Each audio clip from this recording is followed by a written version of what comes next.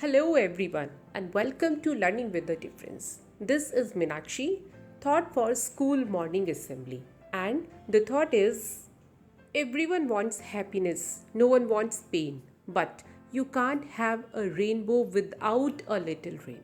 I repeat, everyone wants happiness, no one wants pain, but you can't have a rainbow without a little rain. And the meaning is, everyone wants to experience the feelings behind happiness because happiness keeps us stress free, happier, and healthier. But many people have no idea how to become happier. Actually, pain is a necessary part of happiness which helps us recognize pleasure. The greater degree of sadness, the greater degree of happiness. The conclusion is that the secret to live a happier life is that we must have enough mental strength to embrace our pain and learn from it.